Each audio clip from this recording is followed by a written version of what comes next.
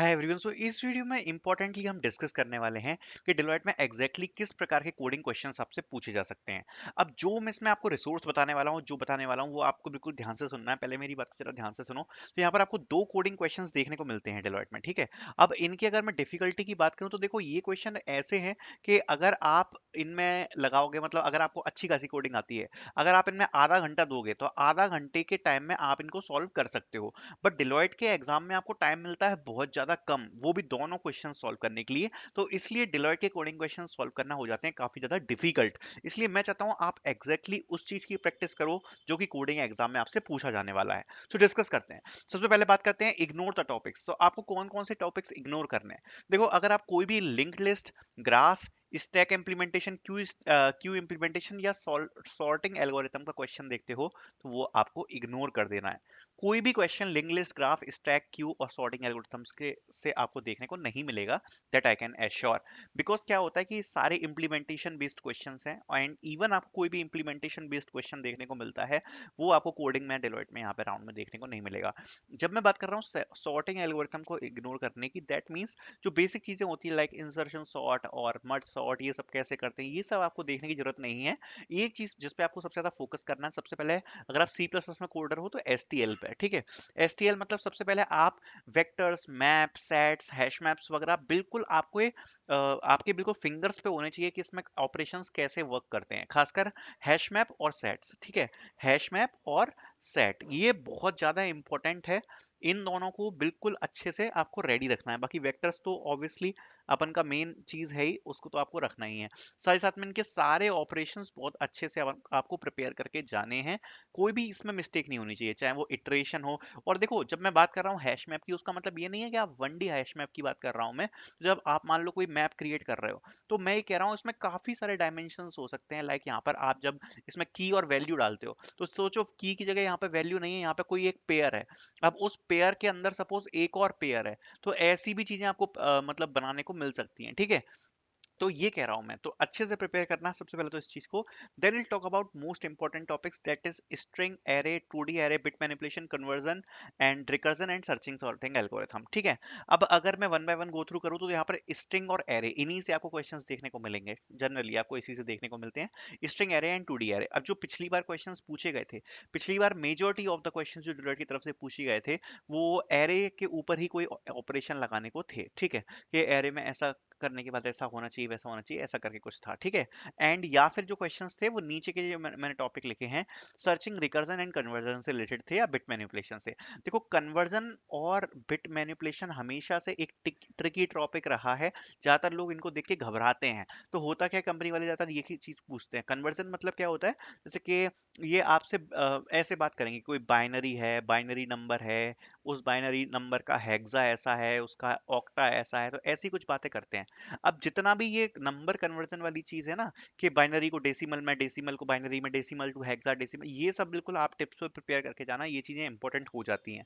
Then I talk about bit manipulation. Bit manipulation जितने भी operation होते हैं लाइक एक्सओर वगैरह कैसे वर्क करता है, वो सब अच्छे से प्रिपेयर करके जाने हैं। Then recursion and searching algorithm. अब now I talk about the exact difficulty and questions for Deloitte, ठीक है। सो नाउ देखो, मैंने बहुत सोच समझ के आपको ये वाला पेज दिया है, और कोई मैं रिसोर्स आपको नहीं दे रहा हूँ, केवल एक ही रिसोर्स, वो भी डिफिकल्टी भी मैंने चूज कर रखी है। आपको केवल इसी रिसोर्स को यूज करना है।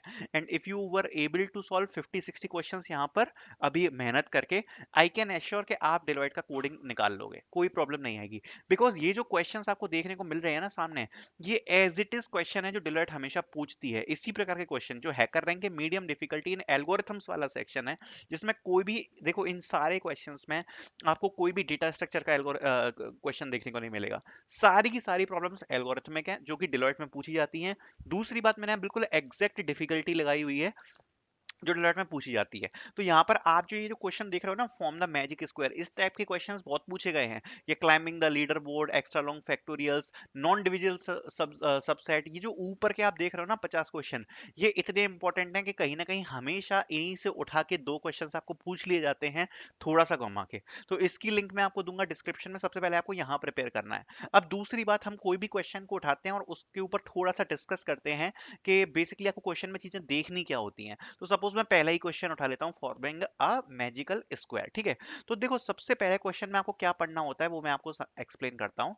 तो देखो क्वेश्चन आपको कुछ ऐसे देखने को मिलते हैं। सबसे पहले आपको क्या करना है, यहाँ पर जो सबसे इंपॉर्टेंट चीजें हैं कि आपको जितनी भी वेरिएबल्स हैं उस पर बहुत अच्छे से ध्यान देना है। जब आप कोई क्वेश्चन पढ़ रहे हो तो यहाँ पे जो भी ये n क्रॉस n है ये क्या है, 1 to n² क्या है, तो जितने भी आप वेरिएबल्स और नंबर्स देख रहे हो सबसे पहले आपको इन पर फोकस करना है।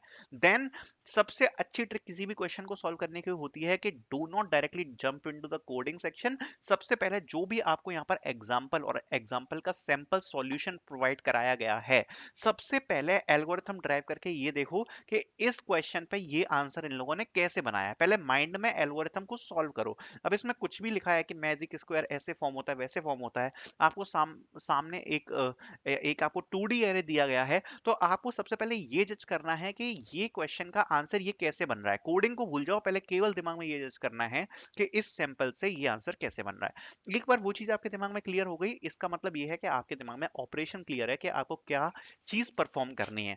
देन आपको 1 से 2 टेस्ट केस बना के देख लेने हैं कि उस टेस्ट केस पे क्या आंसर आएगा, ठीक है। और उसके बाद आप जंप करो यहाँ पर। लेकिन इस पे जंप करने से पहले एक चीज आपको जो सबसे ज्यादा ध्यान में रखनी है, जिसमें कई लोग मिस्टेक कर जाते हैं, पिछली बार काफी लोगों ने उस चीज में गलती करी थी, दैट इज कॉन्स्टेंट्स। तो यहाँ पर अगर मैं बात करूँ तो यहाँ पर आपको कॉन्स्टेंट्स देखने को मिलते हैं हर क्वेश्चन में, ठीक है। तो जितने भी कॉन्स्टेंट्स हैं एक तो आपको उनको ढंग से पढ़ने हैं। जैसे इसमें कॉन्स्टेंट दिया गया है कि जैसे इसकी वैल्यू इसमें लाया करेगी, ये कॉन्स्टेंट दिया है। कई बार लिमिटेशन के कांस्टेंट होते हैं कि इसकी वैल्यू इससे भी ऊपर हो सकती है, तो जहां पर लॉन्ग यूज करना होता है कई लोग इंट यूज कराते हैं, उस चक्कर में मिस्टेक्स हो जाती हैं। तो कांस्टेंट्स एक बार ढंग से पढ़ लेने हैं, सैंपल आउटपुट पढ़ने हैं, then directly jump into the solution. अब देखो सॉल्यूशन में जंप करने का भी एक चीज जो मुझे और डिस्कस करनी थी वो ये थी कि क्या होता है कि जब डिलॉयट में आप कोई क्वेश्चन सॉल्व कर रहे हो, अगर आपको लगता है कि वो क्वेश्चन किसी एडिशनल डेटा स्ट्रक्चर का यूज करके जल्दी सॉल्व हो जाएगा, सपोज जैसे मैं आपको बताता हूँ, एक छोटा सा एग्जांपल लेता हूँ। अब जैसे कि कोई सपोज क्वेश्चन है जिसमें ये एरे दिया गया है, सपोज 1 2 2 3 4, ठीक है। अब इसमें मुझसे पूछा गया है कि इस एरे में अपन को एलिमेंट्स की फ्रीक्वेंसी बतानी है। अब देखो इसमें क्या कर सकते हैं कि इस पे या तो आप एक पूरा 26 एरे मतलब ये जो बेसिकली नंबर है, सॉरी, अगर ये अल्फाबेट होते तो सपोज या तो मैं 26 का पूरा एक एरे बना लेता अल्फाबेट का, तब मैं फ्रीक्वेंसी बढ़ाता एरे में, या फिर मैं मैप का यूज कर लेता। तो देखो जहां भी चीज पे आपको लगे कि कोई भी चीज सिंप्लीफाइड हो रही है किसी चीज से, उस जगह पे आप एक डेटा स्ट्रक्चर का यूज कर दो। जैसे सपोज मैं आपको बताता हूँ, अगर कोई भी चीज डुप्लीकेट है और डुप्लीकेसी में आपको कहीं से भी अंदेशा आपको लग रहा है कि इसमें डुप्लीकेट्स को मुझे रिमूव करना है, डायरेक्टली ये मत सोचना कि इससे स्पेस कॉम्प्लेक्सिटी कितनी बढ़ेगी, आप उसमें यूज कर दो सेट का। क्योंकि डिलॉयट वाले क्या करेंगे, उतना ज्यादा स्पेस कॉम्प्लेक्सिटी टाइम कॉम्प्लेक्सिटी को नहीं देखते हैं, उनके लिए मैटर करता है सॉल्यूशंस, ठीक है। तो ये मैं आपको बताऊंगा कि जहां पर भी आपको ऐसा लग रहा है कि एडिशनल डेटा स्ट्रक्चर का यूज करके आपको वो चीज इजी हो जाती है, आपको वो चीज लगा देनी है। क्योंकि डिलॉयट में जो चीज मैटर करती है वो है कि आप कितना क्वेश्चन सॉल्व कर पाए, वो ज्यादा इंपॉर्टेंट है यहाँ पर। वो इसलिए इंपॉर्टेंट हो जाता है क्योंकि यहाँ पर 2 क्वेश्चन सॉल्व करना काफी ज्यादा डिफिकल्ट है, और जो भी बच्चे 1.5 क्वेश्चन 2 क्वेश्चन सॉल्व कर पाते हैं, उनका कहीं ना कहीं हम कह सकते हैं कि एक डायरेक्ट सिलेक्शन जैसा हो जाता है। तो इस पर मत ध्यान देना कि कितना इसमें स्पेस जा रहा है, कितना ज्यादा उसमें टाइम लग रहा है, just try to find the solution. So this is the thing. तो इस रिसोर्स की लिंक मैं दे दूंगा डिस्क्रिप्शन में इसकी, एंड आई थिंक जो भी बातें मैंने आपको समझाई है वो आप ध्यान में रखेंगे। So thank you so much for watching this video.